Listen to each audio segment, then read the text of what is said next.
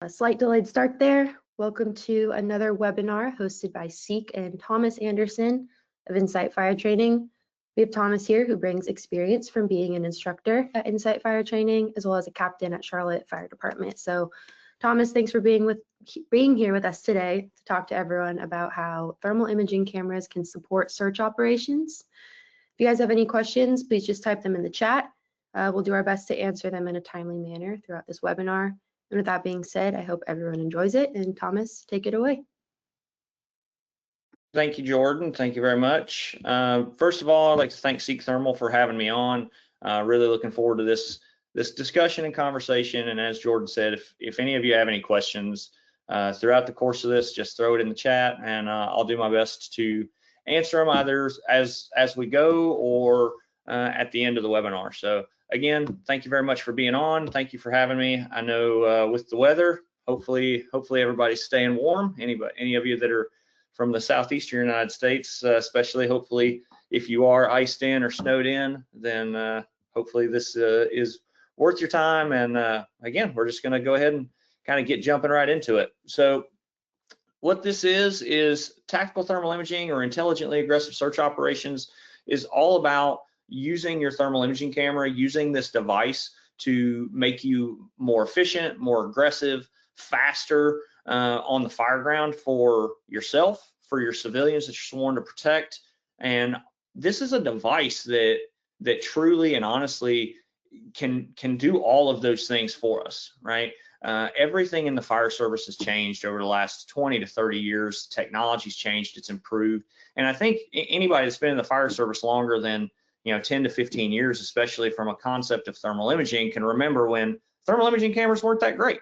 I remember when I first got in the fire service 20 years ago, they were big, they were bulky, the image quality wasn't that great. We were dealing with low resolution cameras, low refresh rates, and they were telling us to use these things to go in and search for people.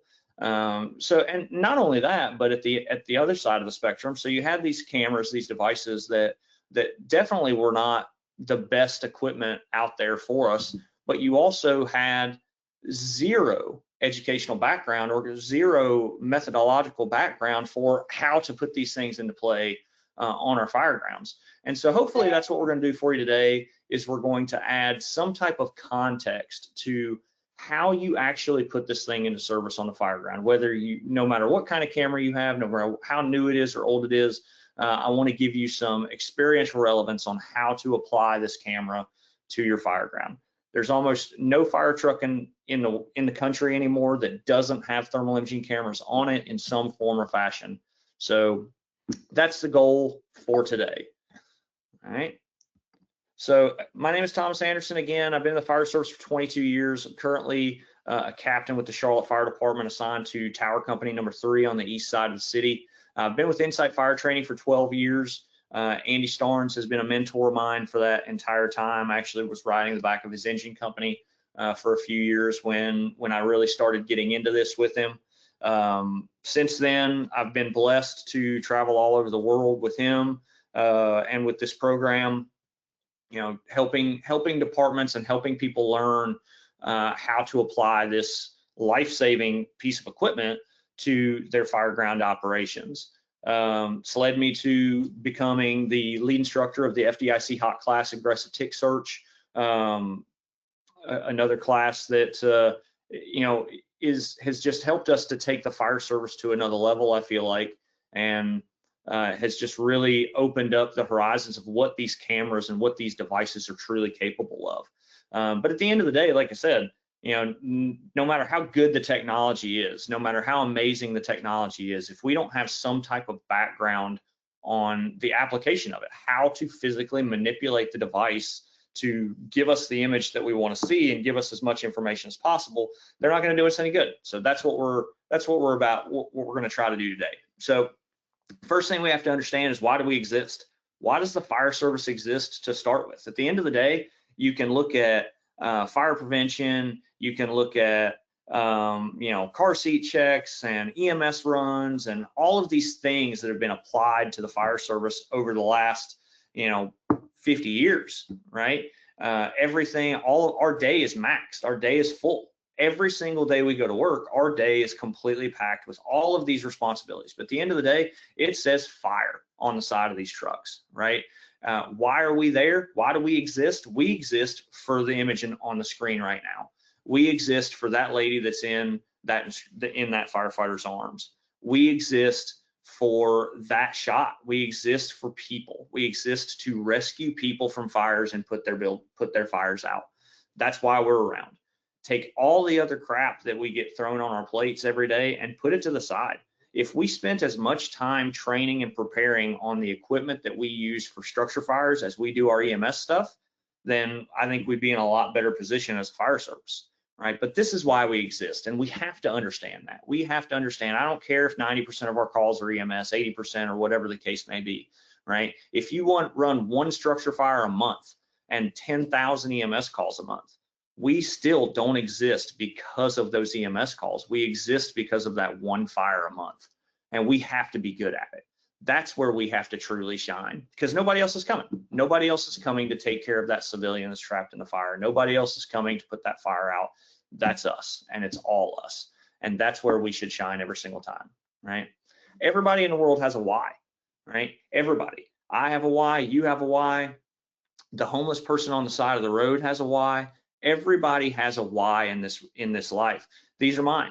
You know, my wife and daughter mean the world to me. They're the reason that I have dedicated my life to the fire service. They're the reason that I've dedicated myself to being as good as I possibly can at this job day in and day out. And yes, they're also the reason and the influence that I have that has encouraged me to do what I'm doing for everybody else that's on this webinar and everybody else that's in the fire service, trying to make sure that we get these people back to their why, right? But everybody has a why, including the people that we serve, especially the people that we serve, the people that we're sworn to protect. And they have a reasonable response, a reasonable expectation for us to be experts at every piece of equipment that we have.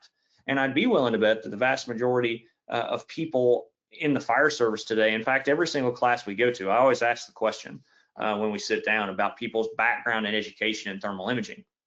And I always ask the question, hey, how many of you have had formal training on your thermal imaging cameras? Or how many of you have got the training, your initial training on thermal imaging cameras was, hey, here's a camera, it sees through smoke, green button turns it on, red's bad, have a nice day. And that's the extent of what you got in thermal imaging, right? The citizens that we're sworn to protect, the people that we serve, they deserve better than that, right? And I know I'm preaching to the choir, to the 160 something people that are on this webinar, because you're here, right? Because you're here, you're listening, you're learning about these devices, these amazing devices that can save lives and make us faster and more aggressive on the fire ground. At the end of the day, the faster we get people out of buildings, the faster we find them and get them out of buildings, the more likely they are to survive. So just keep those things in mind as we move through this, that this is all about doing what's best for the people that we're sworn to serve, not doing what's best for my ego, not doing what's best for tradition or any of these other buzzwords in the fire service. I'm all about tradition, don't get me wrong, but not doing what's best for all those things, but doing what's best for the people that we're sworn to protect. And I feel like at times we forget that as a fire service, that we are here for them. And that's another buzzword in the fire service, but at the end of the day, that's why we're here. We exist for those people that we're sworn to protect.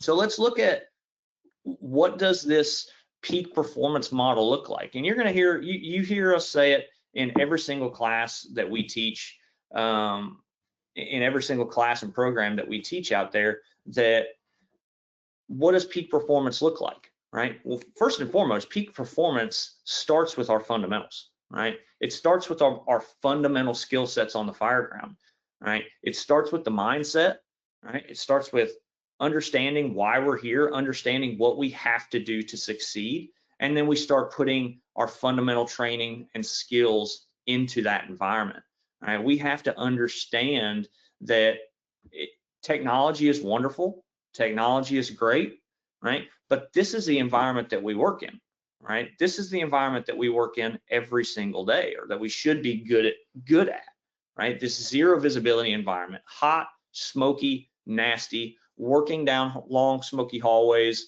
right? Can't see the hand in front of your face, barely see a glow.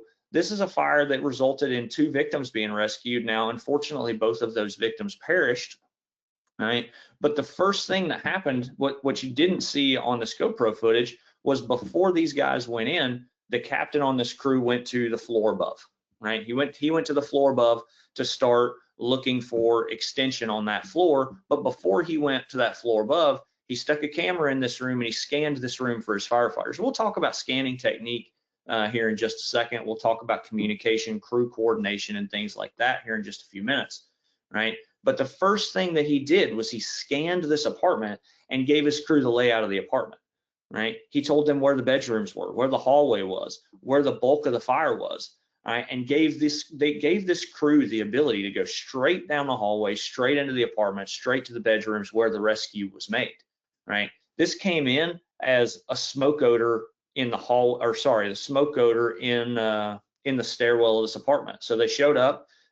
They did not exactly know where the fire was. All right, so we showed up with fire location unknown and unknown whether any victims were trapped inside. This is a call that we go to that we go to every single day. And it just so happened that on this particular day, there was an actual fire in the building and there were 2 people trapped inside. Again, unfortunately, these 2 people succumbed to their injuries on the fire ground, but they were able to remove these people, these 2 individuals, from this fire within 5 minutes of arrival to the fire scene, giving them a very good chance of survival, as high of a chance of survival as I think you possibly could have, right? So what's the formula to success, right? Well, number one, the first thing that we have to think about is our training. Again, we go back to our fundamentals, and then we have to have a little bit of humility, right? We have to have a little bit of humility to understand that to admit when we're not as good at something as what we thought we were, right? At the end of the day, the fire ground is going to humble you. Anybody that hasn't been humbled by a fire in their career, right? You just haven't been to your humbling fire yet. You just haven't been to your great equalizer yet, but it's coming, right? It's coming. Everybody in their lives, or every firefighter in their career, is going to eventually go to that fire that's going to humble them, that's going to say, wow, that did not go the way that I thought it was going to go, right? For me, that fire occurred very early on in my career when it comes to the thermal imaging mindset. I'd been on Charlotte I've been at a recruit school, Charlotte, for maybe a month, less than a month probably. And I was handed I was shoved into an attic, as we do with rookies, right? To go look for hotspots. Again, I probably was not the person that needed to go up there looking for hotspots as being out of recruit school for only 30 days. And then my captain handed me a thermal imaging camera up through the rafters of this apartment building and said, hey, tell me if you see any hotspots, right? Now, me, being somebody that had just gotten out of recruit school, I wanted to impress my crew. I wanted to impress my captain. I wanted to do everything right, right? So I go up there and I say, sure thing. I had no idea what I was looking at on that camera. No clue. Didn't know anything about wiping the lens, moisture buildup. Didn't know anything about whether red was bad, red was good. I knew nothing about this thermal imaging camera. I had never been given any proper training on it. Well, looking back on it, neither had my captain at the time. That's why he just handed it up to me and said, hey, look around up there and see if you see any hot spots. Now, again, luckily, this building didn't burn to the ground, right?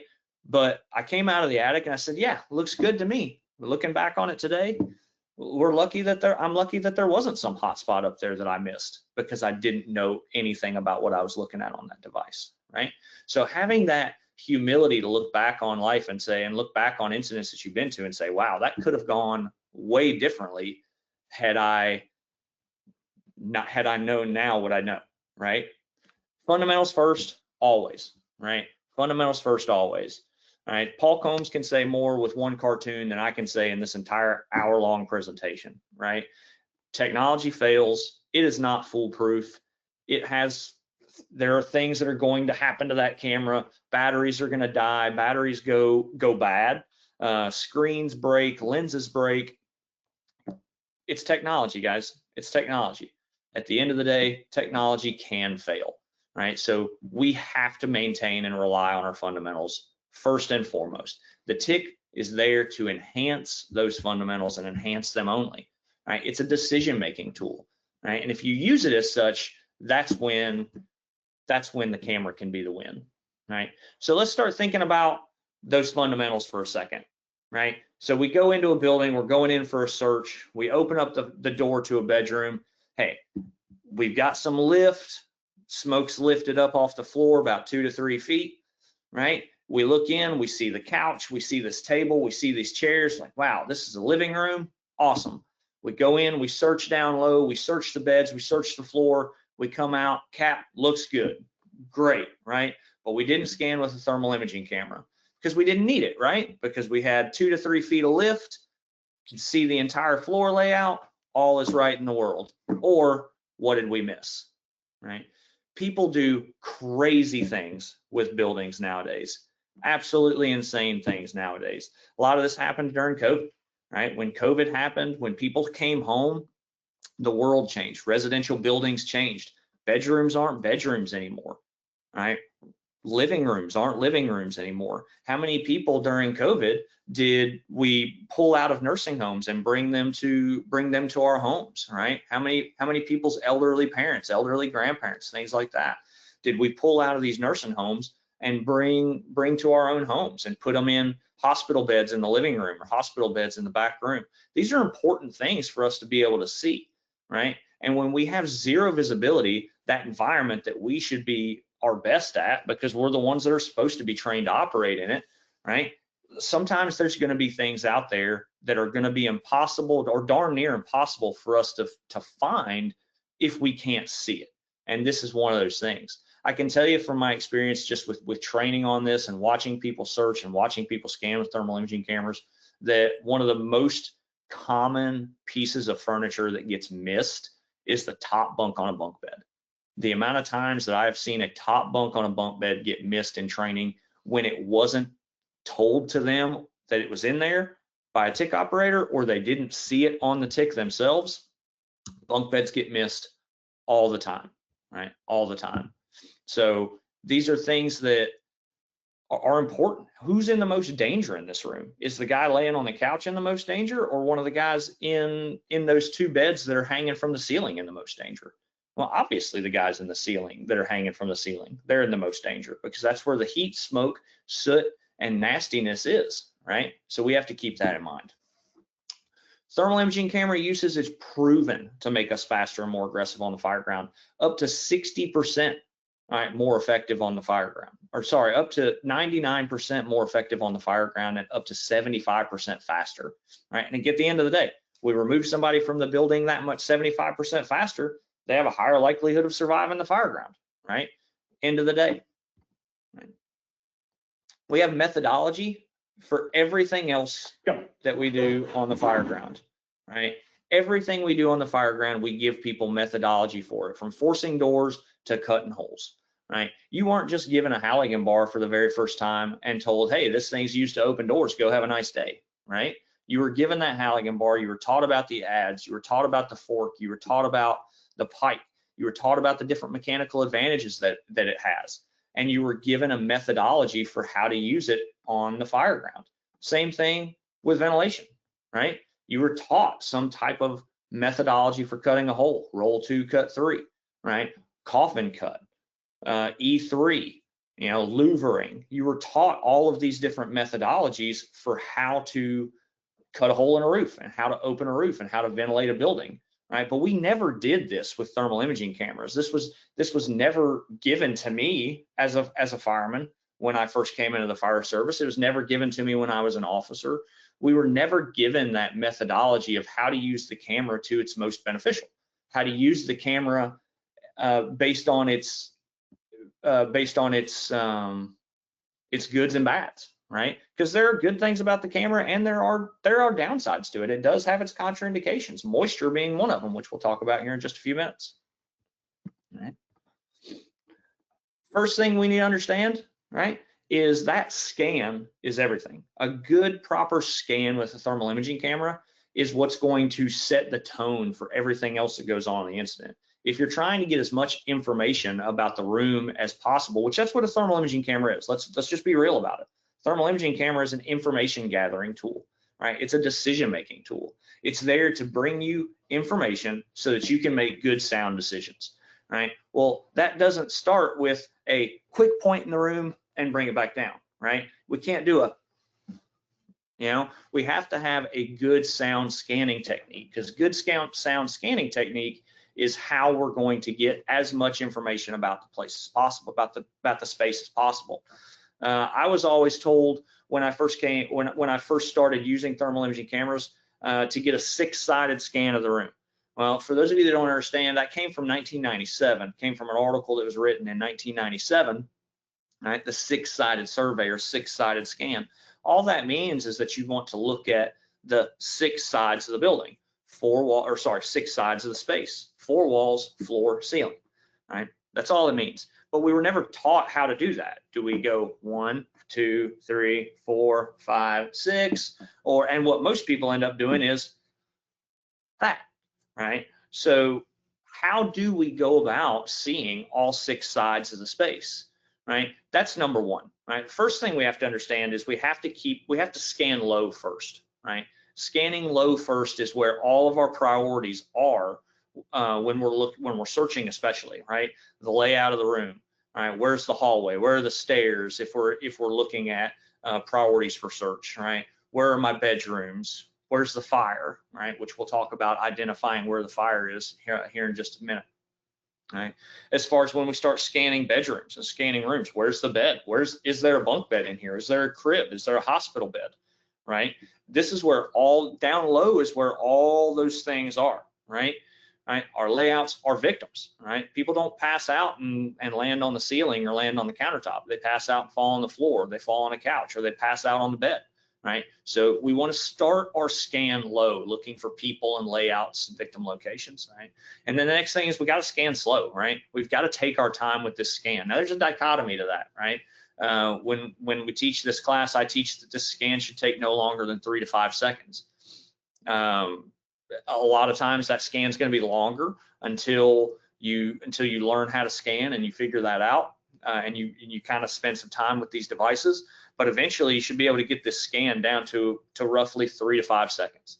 A 3 to 5 second scan can save your crew members inside that space 20 to 30 seconds by putting them on target faster and in those high probability rescue situations faster and more efficiently, right? If I can put somebody on a bunk bed 30 seconds faster than they would have without knowing that it was in there, is that worthwhile? Well, absolutely, it's worthwhile, because if I can save 30 seconds in this room and 30 seconds in that room and 30 seconds in the next room, now if I find a victim 3 to 4 rooms down, my 5-second scan that saved me 30 seconds in each room just saved that victim and got that victim out of that building 3 minutes faster, 4 minutes faster, or however long that it may be, right? So the scan needs to be slow and methodical, but there's a dichotomy to that, right? At the end of the day, the big rule of thumb is don't outrun the technology and don't outrun your own eyes, right? And we'll talk about what we call our 4-principled approach to scanning here in just a second, right? Scanning high, right? If you're looking high, you're looking for fire, you're looking for heat, right? But the higher you scan, the less visibility you're going to have, right? So if you keep that TIC up inside this space where this awesome firefighter is standing up over here, right? Number one, if you can't see, then the TIC is going to have a hard time seeing, right? So if your visibility is better down low, or if your environment is better down low, that's going to be a better environment for the TIC as well, right? The higher you are, the more moisture there is up there, or sorry, the more heat there is, so the more moisture buildup you're going to have on the lens and the screen, the more you're going to have to wipe the lens, and the more distorted the image is going to be, right? So these are just things to start keeping in mind. This is why we scan low. This is why we get low, not just because it's easier for us to see, right? But we get low because that's the best spot for every piece of equipment that we have, including our thermal imaging camera. Right? There is, and understanding what this looks like, right? There's a methodology to all of it, not just the 4-principled scanning approach, right? But approaching these doors as a crew, right? So this is a system that myself and my crew worked out. We have an irons fireman that he's always going to be the first one to the door because His job is forcible entry and conducting that sweep in the doorway, getting in, getting low, doing that live fire layout sweep of as much as we can. Watch when he forces the door, right? You can't see anything within 3 feet of inside this room, right? You can't see anything inside that space. But while he forces the door, does that live fire layout sweep, my job is I'm masking up and getting ready, right? Once he forces the door and backs off, my mask is on, I'm ready to go. And then my firefighter now starts masking up while I go and conduct my scan, right? And I conduct a good 4 principled scan. My job is to get as much information about this space for my firefighters so that they can search that space faster and more efficiently. From the front door of this apartment, the first thing I'm looking for is, number one, I'm looking for where the fire's at, right? That's got to be number one, because if you don't know where the fire is, everything starts with where's the fire. So I'm looking for the fire, looking for fire location, and then I'm looking for bedrooms, right? Once I know where the fire is, now I can direct the engine company to it. I can isolate it potentially, depending on if it's isolatable or not. And then I'm working our way to the bedrooms. Bedrooms are always going to be our priority. Firefighter rescue survey data proves to us that people are found in the bedrooms, right? All the time, 24/7, 365, we find people in the bedrooms. So what are those 4 principles of scanning? First one, number one, keep the TIC low in the space. We talked about being able to scan for victim location, victim layout, and room layout, right? But the other side to that is the lower in the space that we keep the camera, right, the better the visibility for the camera. The less moisture you're going to have build up. When all that heat, smoke, and nastiness is up in the upper atmosphere of the room, right, the lower we keep that camera, the less moisture we're going to have build up. Moisture is kryptonite to a thermal imaging camera's lens, right? The more moisture builds up on that lens, infrared energy, which is what thermal imaging cameras read, right, which is what they see, what is how they get the image, by bringing in that infrared energy into the camera and creating an image out of it. Infrared energy does not pass through water. It doesn't pass through moisture, right? Well, when you go from that cool environment outside to the hot environment, your face piece fogs up, right? Your bottle condenses, all of these things happen, right? Well, your thermal imaging camera is doing the exact same thing. Your lens is fogging up, your lens gets moisture buildup on it, and thermal imaging cameras can't see through that. IR energy won't pass through it. This gets misinterpreted all the time as whiteout today. Thermal imaging cameras don't typically white out anymore. That's typically something that happened with older thermal imaging cameras, but modern thermal imaging cameras don't white out. Whiteout used to be when the thermal imaging camera, when the sensor absorbs too much heat. When the sensor absorbed or saturated with too much heat, the sensor would white out and you'd get that blank white grainy screen. But again, cameras don't do that anymore. Thermal imaging cameras today can interpret that heat and give you an image based off of that heat, right? So when you see that white out grainy looking effect on a modern thermal imaging camera, that's typically moisture or some type of obstructive buildup on the lens that's not allowing infrared energy to pass through it. So we keep that camera low in the space to help with that. It's not going to eliminate it, right? You're still going to have to wipe the lens. You're still going to have to wipe the screen. You're still going to have to clear that stuff off to allow infrared energy to come through it. But the lower in the space you are, the better off you're going to be. The less often you're going to have to wipe it. All right. My rule of thumb personally is to keep that TIC below the door hardware. If I can keep it below the door handles of that middle hinge area, that's what I want to try to do. I want to try to keep that camera below that door hardware. That's typically when you force a door and open a door, that's typically somewhere around where that equilibrium space is going to be initially when you create that initial lift in the doorway. Keep in mind though, keeping the TIC low in the space at that doorway scan, this really only applies to residential buildings, right? Apartments, single family dwellings, things like that with those standard 8 to 10 to 12 foot ceilings. If you've got a Home Depot, for example, if I can't stand in the doorway of a Home Depot, right, and get a good scan underneath the smoke, then I have a fairly large problem inside that space, right? So keep that in mind. This is more so talking about residential buildings with that keeping that camera low in the space. All right, so keep it low in the space, number one. Number two, we have to break the plane of the door. If I scan from the hallway and the TIC never actually enters the room, then those hallway walls, those exterior walls of that bedroom are blocking all of my details. I'm only going to see inside the room 2 to 3 feet to the other side of the wall, right? So those walls are blocking all of my details. So if this is the doorway, for example, that tick has to physically enter the room, has to physically enter the space, right? And I should have played this video a few minutes ago already, but this is what you're going to see in this video. So the tick has to physically break the plane of the space, has to physically enter the room, right? So that's number 2, and that sets us up, right, for principle number 3. I'm going to scan from wall to wall in that room. Now, the wall-to-wall scan is the wall the door is on, right? Not the left-hand and the right-hand wall that I'm seeing inside the room. I want to scan from the wall to wall on either side of me, right? That camera is going to come here, and it's going to work all the way around until I see the wall to my right. Scanning from left to right, right to left, it does not matter whether you go right to left or left to right in the least, right? You pick whichever one works for you based on what you're seeing inside the space, right? Based on what you're seeing in the room. All right, door swing, things like that are going to take those preferences, are going to take precedence there, right? So just keep that in mind, right? But scan from wall to wall. We used to talk about shoulder to shoulder. Well, what is shoulder to shoulder, right? You can ask somebody, is shoulder to shoulder, put the tick on with this shoulder and scan all the way till I get over here, or is shoulder to shoulder from here to here? Right? Because I can tell you, if you're scanning shoulder to shoulder and it's from here to here, you're going to miss a lot of stuff off into this area here, right? So scan from wall to wall. Very simple. You need to see the wall to the left and right of the door in that viewfinder on the thermal imaging camera. And the last thing, we kind of talked about it already, is scanning slow and steady. Slow, smooth scans.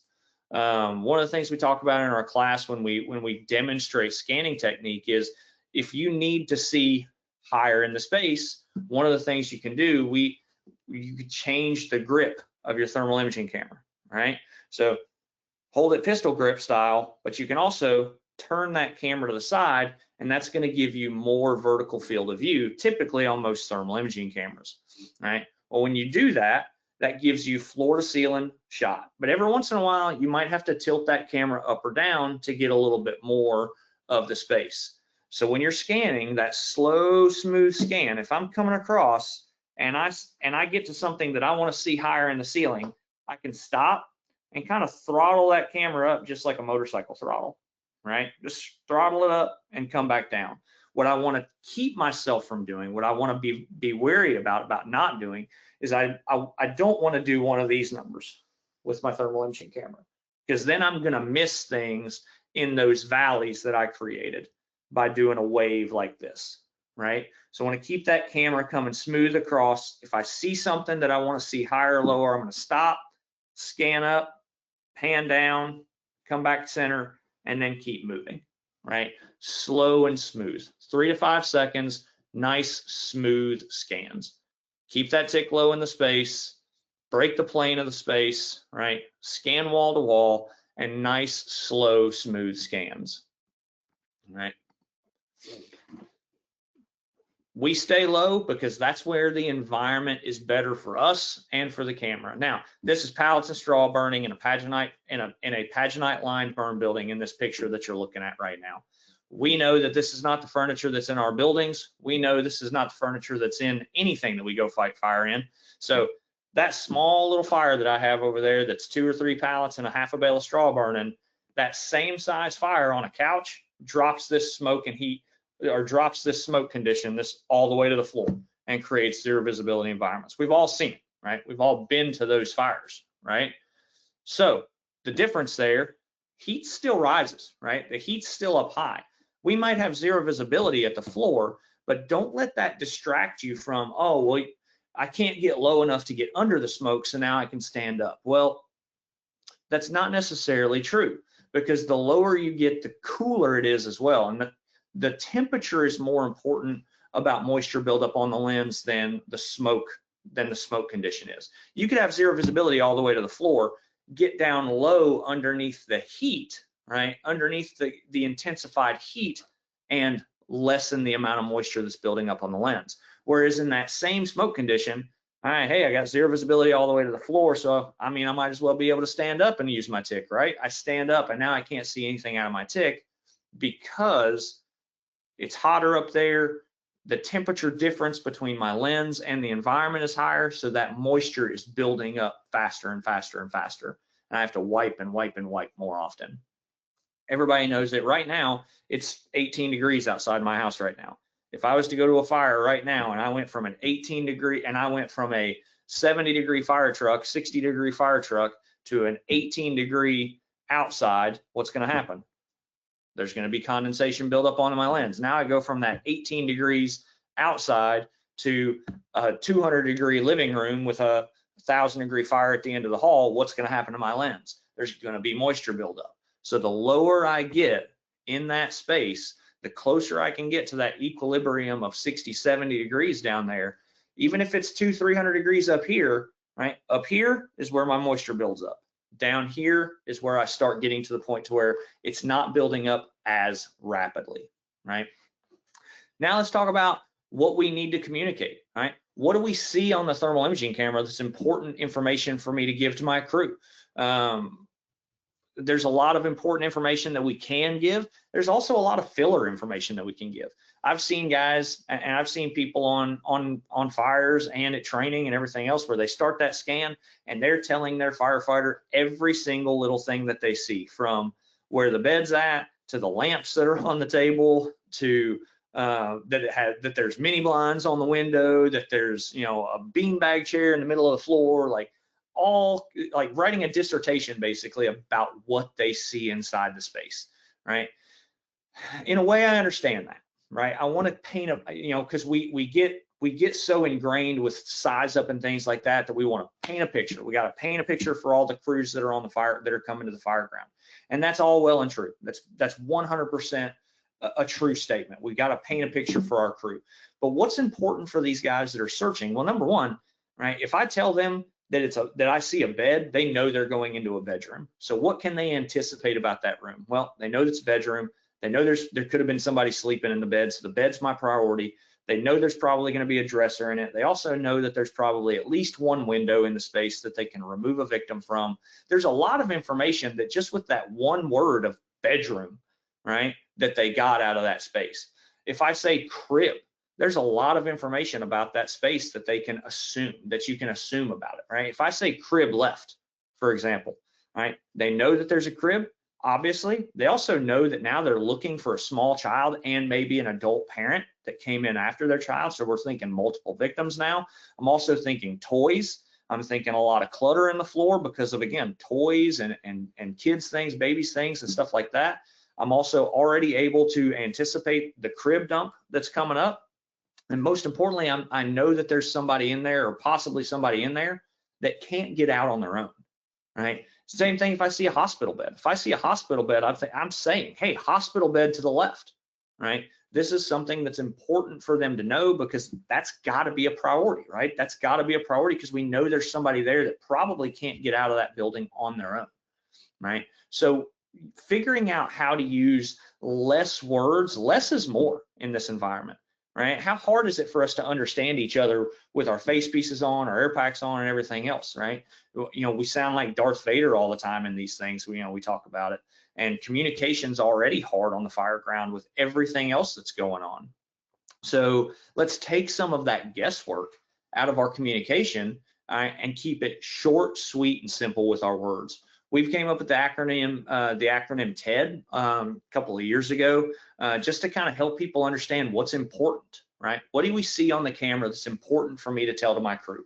First and foremost, the most important thing that I can tell them, if I don't get anything else about what's in that space, excuse me, if I don't get anything else out about what's in that space, I want to tell those firefighters what kind of room they're entering, right? And I can do that a lot of different ways. I can tell them bedroom, I can tell them living room, I can tell them bathroom, whatever the case may be, or I can use simpler words. I can say crib, bed right, bed left, big bed right. If I see something like a king size bed or something like that, I can be specific about the furniture that's in there, or I can be specific about the room, right? I can do either one of those to let them know what's in the space. Again, if I say large bed, again, I'm already thinking king size bed. I'm thinking maybe master bedroom. Now I'm starting to think maybe there's a bathroom attached, maybe there's a closet attached, windows, there's a lot of things that I can start to assume or anticipate because of that one word that was told to me.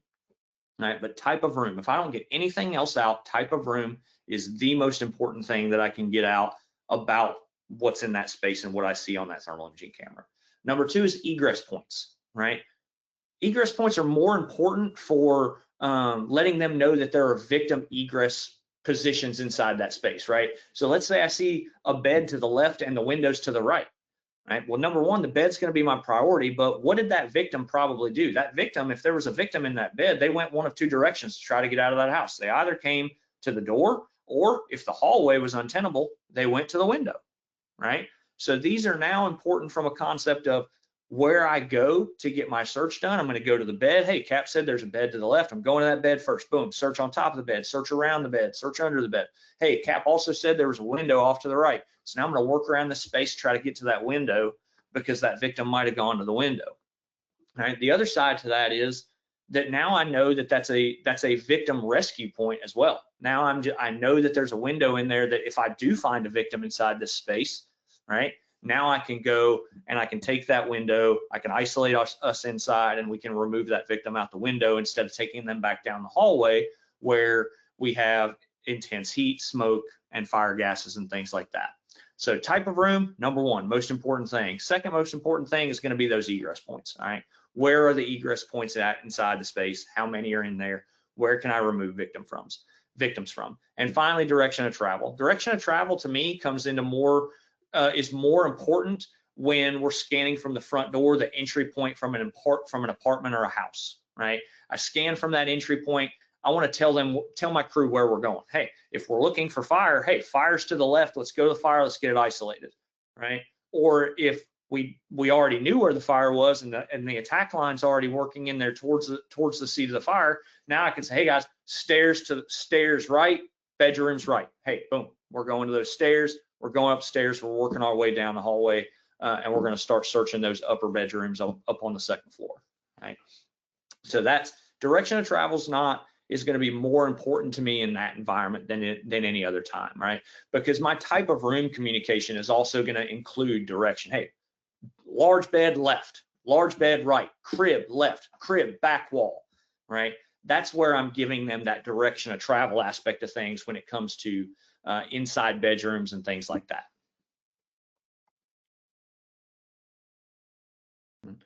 When fire location is unknown, our priority has to be to find the fire. Search isn't just about finding victims. I mean, yes, that's our goal. That's our priority, right? Is finding victims. But if our fire location's unknown, first step's got to be to find the fire. We've got to understand, we have to know where the fire is so we can get attack lines in place. The faster we get attack lines in place, the faster we're going to create lift in the space, the faster we're going to create more tenable conditions for our victims, right? So what are we looking for? Right, when we scan a room or when we scan a building from the front door, the exterior, and we're looking for that fire as we're working ahead of the hose line, as we are in this video, right? We're working ahead of that hose line, looking for the seat of the fire. What are we looking for? Well, we're looking for convection currents and we're looking for heat signatures, right? We'll talk about those in just a sec. Convection leads to direction. Convection is always going to be the first thing that I'm going to look for when I'm looking for fire location, because convection currents, when I've got intense convection currents like this, I know that I can scan this space, right, and I can start looking for subtleties. Right. So if we start this video back over, right now I see a lot of convection currents coming. That's convection, by the way. What you're seeing up here, that is not smoke. It might be accompanied inside the smoke, but that is heat traveling through the space. As I move closer, as I follow those convection currents, now, as I look down the hallway, I can see not only are those convection currents coming straight at me, but they're coming out of a doorway to the right. So which direction am I going to go? Where are we going to go? I'm going to go in this door, straight down this hall, get to that end space, and we're going to look again from there. I don't have any major colorization or major heat signatures inside this space right now, but I'm seeing very intense convection currents moving from that doorway on the right out to the left and down straight at my entry point where I'm at. So I know I'm in the right zone, right? I know I'm going in the right direction based on those convection currents. All right, so you wipe that lens, wipe that screen, make sure we're clearing all that stuff off, right? And now we can get into our heat signatures. Now, when we don't have that obvious convection that's moving straight down at us, right? And we need to start getting more subtle clues about where that fire is. Seek thermal imaging cameras have something called survey mode in them. What survey mode does is survey mode is Seek's investigative mode, right? Any of you that have taken any of these webinars so far with Seek have probably seen Andy or some of the other instructors that we've had on talk about Seek's investigative survey mode several times. It's an amazing mode. It's great for early detection, and it's good early and late in the incident. Early detection, finding fire, and when you're having trouble locating to see the fire, especially when you're not seeing those fast-moving convection currents very well, it's really great for that. It's also good late in the incident, right? When we start looking for hot spots or things that were missed, right? Especially once you've flown a lot of water already in the environment. What's that creating? It's creating steam, making our visibility go to crap again, right? So now we can start thinking about what did we miss, right? What do I not see with the naked eye? All right, all survey mode does is lowers the colorization point for early heat detection, right? The Seek thermal imaging camera in TI Basic shows color at 300 degrees. In survey mode, it shows it at 150.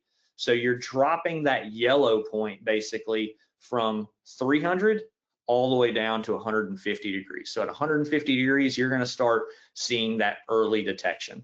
But beware, right? We have to be aware of this because color can start hiding detail too.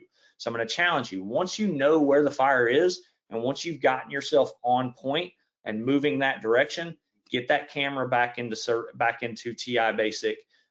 My rule of thumb is about 20% of the screen. When about 20% of my screen is colorized, I'm going back to TI Basic because it's going to hide details, right? Look at the details that you're missing in this stairwell, right? Survey mode on the left, TI Basic on the right. Look at how colorization is starting to wash everything out, including victims, right? Victims will get washed out and start blending in when you start having too much color, right? This is an aircraft simulator. Some of you may have seen this video as well before, but this is an aircraft simulator that used to be at Charlotte Douglas International Airport. Right now we're in TI Basic. Right, we kick it into survey mode. We see that heat a lot better. Watch when the propane ignites in this thing and you see that rollover happen inside this prop. Look at how much detail you lose. The chairs are gone, the seats are gone, the back door's gone. All of that detail washes out. We kick the camera back into TI Basic, and now you can see all of those details on plane again. So where survey mode is amazing, I love survey mode. I think survey mode and the investigative modes on thermal imaging cameras are absolutely incredible tools for us. We just have to be aware that too much color is going to start hiding a lot of details for us, right? NFPA certified cameras are required to have a fail-safe that if you're in that investigative mode, if you're in survey mode, all you have to do is tap that power button one time, not hold it down, just tap it one time, and it'll take you right back to TI Basic. And again, that rule of thumb for me is that 20%. When I see 20% color, I'm going back to TI Basic. Now, when fire location's known, now our priority is looking for the living spaces, bedrooms. I'm going to look for the stairs, right? I am still looking for convection because I want to know where that heat's going, right? Let's say I know the fire's downstairs to the left in this house right here, right? Now, I can tell you there was fire on the first floor. That's actually where it started in the backyard, broke into the first floor and went up from the outside in. So we had a large bulk of fire in this throughout this entire house in this photo that you're looking at. But you can see right now, looking at it from the outside, I have a lot of searchable space right there inside those bedrooms. Heavy volume of fire, but I've still got a lot of searchable space there as well. So I want to know a couple things. I'm looking for when fire location is known. I don't need a thermal imaging camera right now to tell you exactly where that fire's at in this photo. But I'm looking for my living spaces, where are my bedrooms, where's my stairwell, and I want to know where that heat's moving to. Is it moving throughout the inside of the structure right now, or is this primarily a fire that's moving from the outside in? These are all things that I can look for by using my thermal imaging camera. So I'm looking for that convection moving vertically. I'm looking for my heat signatures inside still. These are all still things that I'm looking for, even when fire location is known, but I'm prioritizing where the living space is, right? I'm also looking for where can I isolate and ventilate? Where can I open windows? Where can I open doors? Where can I close doors? Things like that. Again, remembering where our victims are typically found is huge. When 45% of our victims are found in the bedrooms, 24/7, 365, if fire location's known, where do we need to go? We got to find those bedrooms. 2-story single family dwelling, where are the bedrooms? They're upstairs, right? They're typically going to be upstairs. So that's where we've got to go. Faster searches equals faster removal. I think that's pretty self-explanatory, right? But again, the data proves this to us, right? If we remove people from a building within 2 minutes of our arrival, they have a 77% chance of surviving. The longer they're in there, the less likely they are to survive. And the tics are proven through our research studies that they will make us up to 70% faster. That to me is worth it. That to me is worth bringing this thing off the truck, wiping the lens, scanning properly, understanding how to use it, and using it and applying it to my searches. All right. Door and window recognition, right? Understanding the ability that this camera has to locate doors that need to be searched, doors that need to be opened and searched, doors that can be isolated. Where are my windows? Where are my ventilation points? Where are my windows that I can remove victims out of, right? Where are all of these spaces that are going to help me, number one, make decisions on where my victims are and where can I take them out, but also where are my areas inside the building that I can quickly and efficiently get to, take that window, close the door behind me, and now I've got an isolated room that my firefighters are in and searching that can create lift in because I was just able to find that window faster, and now my crew members can move through the space quicker and more efficiently. All right, so it's not just about telling them where the bed is and telling them, seeing a victim on the floor, for example, but it's also a lot about, just understanding what's in the space and what is in that space that I can use to make the environment better. If I can close that door behind me, right? If I can isolate that door behind me, isolate myself inside the space, and then recognize that I have a window on the other side, now I know that there's a window there. I can take that window, I can open it up, create some lift, making things better for me and for my victims that are inside the room. Hallway control. All right, this is something that, in my opinion, gets overlooked a lot, all right, by our search crews, is understanding how to control the hallway. All right, how many crews do we have going into fires? We have a running joke in the Charlotte Fire Department that we put so many people on a structure fire, and again, this is a wonderful problem to have, but we have the running joke that we put so many people on a structure fire that we could all take our masks off inside, take a big deep breath, and the fire's going to go out, right? So owning and controlling that hallway on a search when you have several other people inside there trying to do a job as well can be critical, right? You as the search crew leader, your job is to own that hallway. You're directing your crew inside these rooms that are working down the hallway. You're listening to the radio, you're listening for victims, you're monitoring conditions behind you, what's coming up the stairwell, what's coming over top of you, what's coming at you, right? Is the environment getting better? Is convection slowing down? Do I have heat signatures on the wall? Do I need to get a line into the attic above us? You're listening for the ventilation crew to understand what's going on there. You're the eyes and ears for the incident commander on that upper floor, letting them know, again, hey, is suppression working? Do I still have high heat on the second floor? Do we need to vent? Is ventilation working? Listening for water flow. You have a big job, right? You have a big job other than just scanning this room for your firefighters, right? And all of that comes into play. All of that comes into play with owning that hallway, right?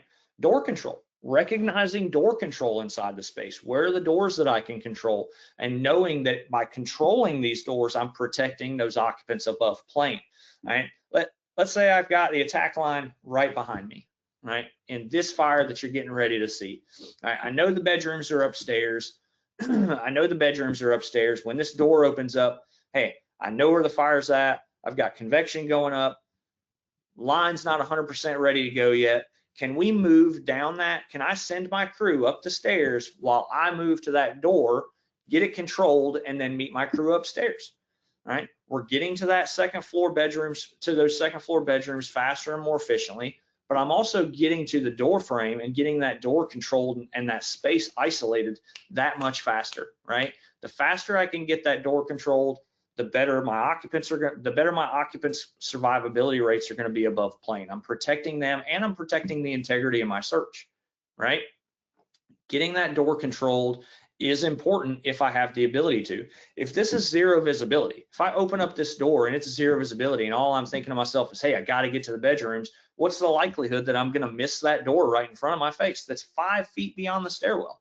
This is an easy door for me to just, hey, real quick, while those guys are traversing the stairs, I'm going to the door, I'm checking inside it real quick, close it, isolate it, boom, now I'm back up the stairs. I've just created more survivable space or more searchable space for my crew and my occupants that are potentially trapped inside there, all because I took 3 to 5 seconds and looked down that hallway and saw that door was open. What about understanding how we're removing victims, right? What's good for them, isolating them, protecting them where they are, right? And understanding where those victims are in the best consideration, thinking about our removal pathway, right? How am I removing this victim from this space, right? Yeah, I've isolated the door, but where am I going to bring them out? If we look at this video in the beginning, how much heat was moving up those stairs coming straight at my firefighters entering this room, right? Do I want to bring a victim back down those stairs, or is it better to take them right out that window that's right above their heads? Thinking about directing that search. What's your job as the TIC operator, sorry, if you're directing the search? Well, we're going to scan. We're going to follow those 4 principles of scanning from each doorway. We're going to communicate what we see inside the space to our crew, right? Again, thinking about that TED communication model, right? We're going to practice door control, and we're going to let our guys work, right? I'm going to isolate them inside that room. I'm going to own and control that hallway, and I'm going to let my crew work. I'm never going to be more than one closed door away from where my crew's at and where they're working. I'm going to communicate with them. I'm going to check on them periodically. I'm going to make sure that they're good to go. I'm going to make sure that they're moving through the space well, but I'm going to let them work. I'm not going to sit there and try to talk to them all the time while they're moving through there. I'm going to scan. I'm going to give them that initial communication, and then my next job is owning that hallway. Right? Own the hallway and listening for that victim call out if they were to call one out, and going back and getting them helped out with that victim that they just found. How are victims going to look on the fire ground? Victims are going to present based on their condition. Are they alive or dead? Right? They're going to present based on the environment, how hot, how cool. They're going to present based on what's wrapped around them. Are they laying on top of a bed with blankets over top of them? Are they clothed? Are they not clothed? Victims are going to present based on a lot of different factors. We've done a disservice to people or to firefighters by heating up mannequins and things like that, and having them look for that through the eyes of the thermal imaging camera, because now we've created this environment where all firefighters think that our victims are going to be bright white hot, right? And that's not necessarily the case. In fact, the vast majority of the time, victims are going to be dang near invisible on the thermal imaging camera, because they're going to start blending into the environment. This is a baby, right? That is a baby that's laying on that chair. Right now, obviously, it's not a real baby, right? But this is a roughly 200-degree room, 150-degree room, right? And 150-degree Fahrenheit room.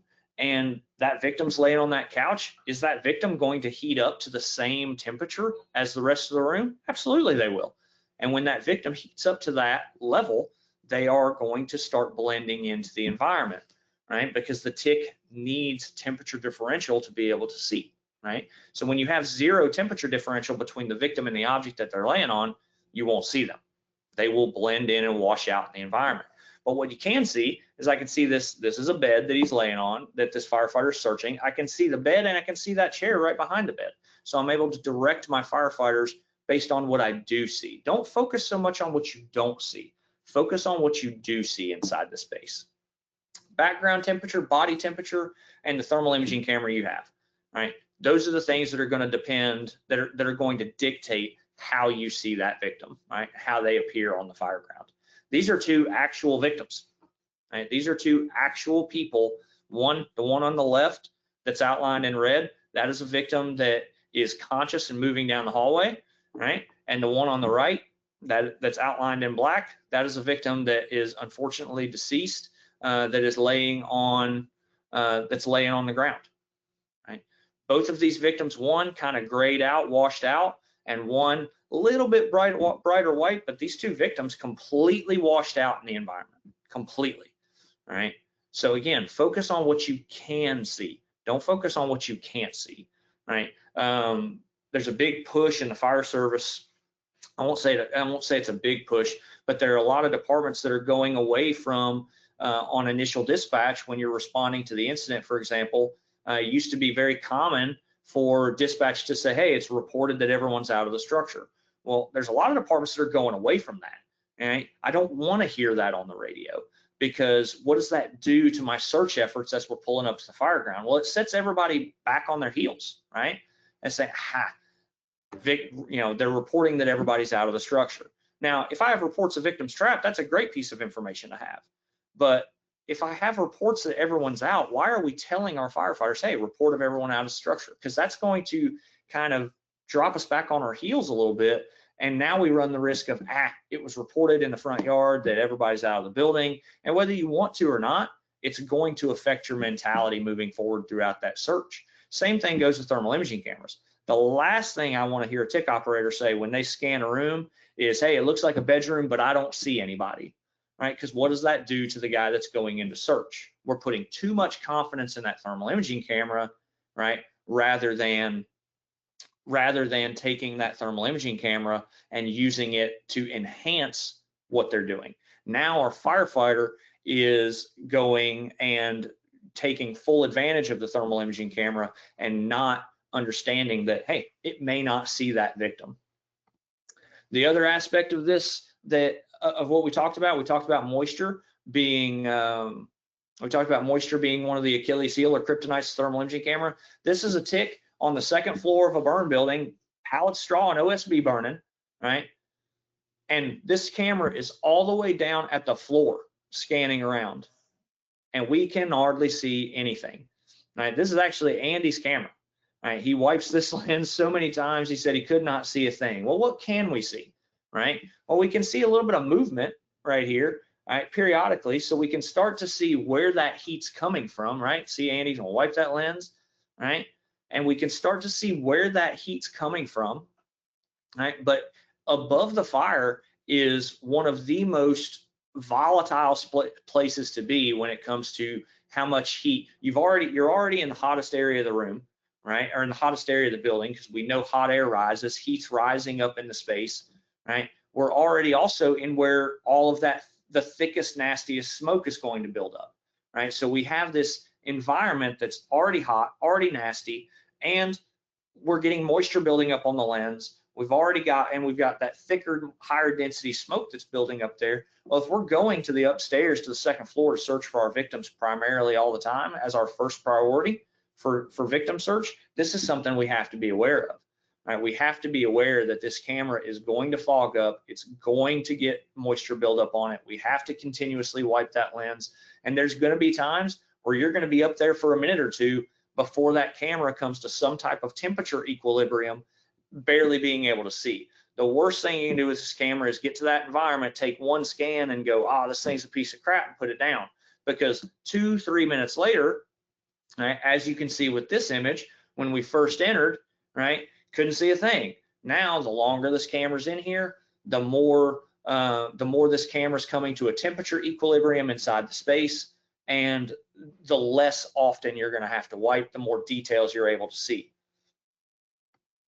All right. Distances play a big factor in how we see victims as well, right?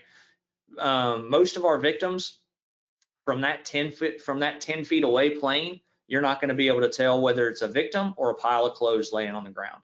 How close do we have to be? Well, again, depends on the camera you have, depends on the size of the victim, depends on what they're wrapped up in, and depends on the condition of the victim.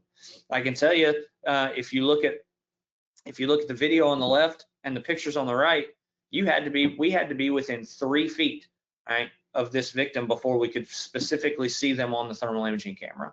and actually tell 100% that they were a victim. Now you can see some stuff from 15, 20 feet away, but that's all we're seeing. We just see stuff down there. Hey, I got some stuff down there. We're going to go search it. Now make this 2 o'clock in the morning. You just woke up and you just took and you're trying to do a quick, thorough 3 to 5 second 4 principled scan. Are you going to be able to tell that that's a victim 20 feet away from you, 15 feet away from you? Chances are you're not. That's why it's so important to focus on the type of room you're going into. Where's the bed? Where are the doors? Focus on the things that are easier for you to see, and then rely on your firefighters to do a good, sound, fundamental search. Right? We're going to use that TIC to give us as much information about the space as possible. Right? And there's nothing wrong with, hey, I'm going to do that good 3 to 5 second scan because there's a lot of stuff in here. Hey, it's a heavy content. Maybe I've got a lot of debris laying in the floor, whatever the case may be. But hey, there's a bed to the left. I'm going to take another scan. Send your firefighter in. Let them go to the left. Start their search, and then do a more thorough scan if you need to. Maybe you can get some better details that way. There's nothing wrong with that if you need to either. Right? The important thing is understanding that the camera's not going to show you everything, and we have to rely on good, sound fundamentals. We can also use this camera to start thinking about victim management, right? How are we going to remove victims from a structure fire, right? Is this an environment that I really want a victim in? High heat, a lot of heat movement, right? I can tell you though that bedroom that they're pulling that victim out of did not have a window in it, right? Or this burn building, that there was just no window in that room. All right, so they didn't have any other choice but to bring that victim back over here. But they made the decision to take this victim to an isolatable room on the other side of the hall rather than taking them down that stairwell that's directly to their right, which is also where the fire was. They scanned, they knew where the fire was, they knew it was moving up the stairwell, and they decided, you know what, there's another room on the other side, all right, with an egress point out of it. I'm going over there, I'm controlling the space, and we're going to remove that victim from there.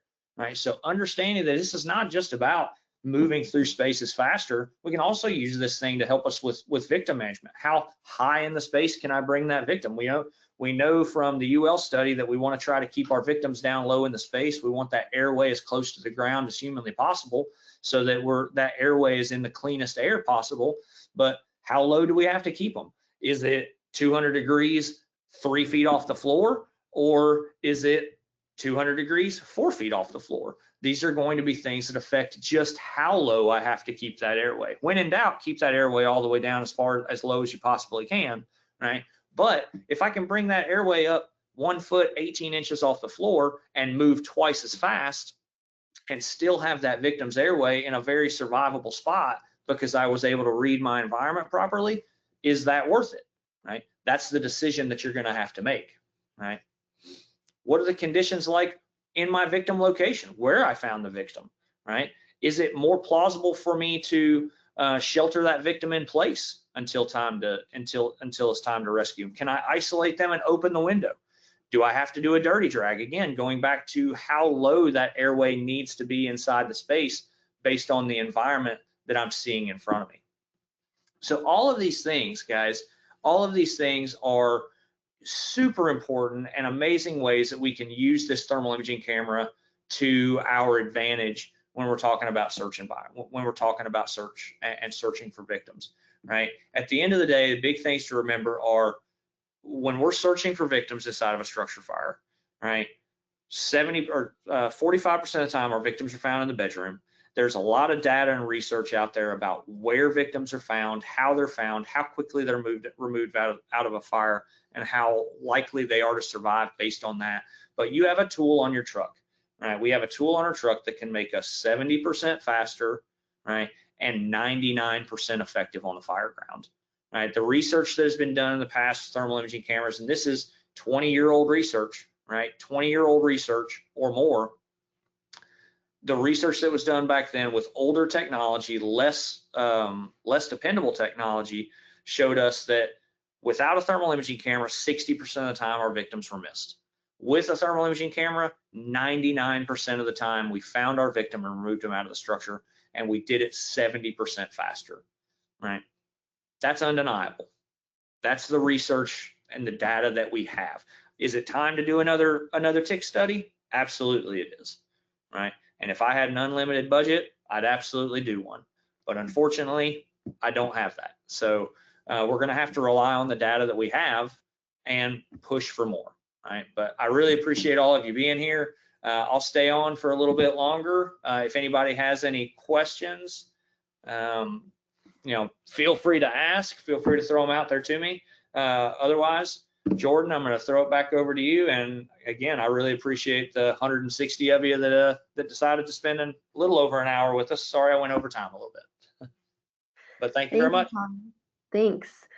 So like Thomas said, if you guys have any further questions after this webinar, you can either really quickly type them in the chat. It does look like we have one, so I'll get to that in a second. Or you can reach out directly to Thomas or myself. If there was something that was mentioned that you wanted to go back and reference, we will be sending out a recording of this webinar to everyone who registered. So thanks again, Thomas, for your time, and thank you to everyone for registering for the webinar. Thomas, we do have one question, or actually we have a couple. So this one says, yeah, it says practical tips or tricks to create realistic training environments for use of TIC. Our training tower has propane fire props and disco smoke with no heat. Seems to be much easier and doesn't create the condensation, other challenges you have discussed. Unfortunately, no live burn possibilities. Yeah, so the propane burn system will create a little bit of heat. From a search perspective, it's really hard to recreate it's really hard to recreate the condensation buildup on the lens without having some type of heat source, right? You have to have some type of heat source to recreate that, unfortunately. That being said, I have had some luck just using, a charcoal grill or the stove on, it's fairly, we can do a lot of training with just the propane burners on the stove at the fire station. We have natural gas burners on our stoves at the fire stations. Most fire stations have a grill. So you can actually have some luck with those. Close the lid on the grill just a little bit and kind of wave that. Don't shove that TIC all the way down in the flames of the grill by any means, but just kind of close that lid a little bit and wave that TIC back and forth right atop of the grill, and it's going to show you, and it's going to start especially this time of year with it being winter, it's going to start creating that buildup on the lens. You'll see that whiteout effect happening. Unfortunately, we can't, you really can't search like that, but that's a way to demonstrate the amount of detail you lose by that lens fogging up due to the change in temperature from cold to hot. So that's really what's happening, is that lens is condensing, getting moisture built up on it because of the change from cold to hot. And unfortunately there's so many times inside a fire environment where you go from a colder environment to a hotter environment, right? It could be from the outside of the building to the inside of the building. It could be from the living room to the hallway, where the living room's 150 degrees and the hallway's 500. All of these are different areas where we could have that temperature differential. As far as from a TIC training perspective, or as far as from a search training perspective, some things that we can do. I've had a lot of luck with just using Glad press and seal on my crew's face pieces, and then one of them gets the TIC and the other ones have the Glad press and seal over their face pieces. So now they can't see, they're blacked out, there's no fire, there's no smoke, but I have one person who can see the TIC, can practice their scans, and based on what they see on the thermal imaging camera and with their naked eye, they direct their crew. They direct the two members of the crew who can't really see anything on the thermal imaging camera. So you have to play the game a little bit doing that with not having those conditions, but it gives your crew members the ability to listen to my voice as I tell them what's on the camera, so that they kind of get a better idea of how it's going to sound on a structure fire. When I scan this building or when I scan this space and say, hey, bed to the left, they're going to have a better understanding of what that sounds like, and their own abilities to move through that room based on what I said. But I can demonstrate, you can do survey mode. You can show things with survey mode with just those low heat sources like your propane grill, a fire pit out in the back of the station, the burners on your stove. These are all also great ways to show the survey mode in the cameras and the investigative modes and what the differences there are. Another good, actually, come to think of it, another good condensation way, and it's really not as much the condensation as just moisture in general. A good drill that you can do is fill the sink up at the fire station with water. All right, fill the sink up with water and just look at that water, and then take your hand, put it in front of the camera, and then drop your hand down into the water and watch your hand disappear. And that will demonstrate how that infrared energy that's coming off of your hand will not pass out of that water and back to the camera, right? So you'll no longer see your hand. Your arm will just be disappearing into the water. So that's another good one that you can do. Again, the gas stove, gas grill, things like that, great ways to show convection.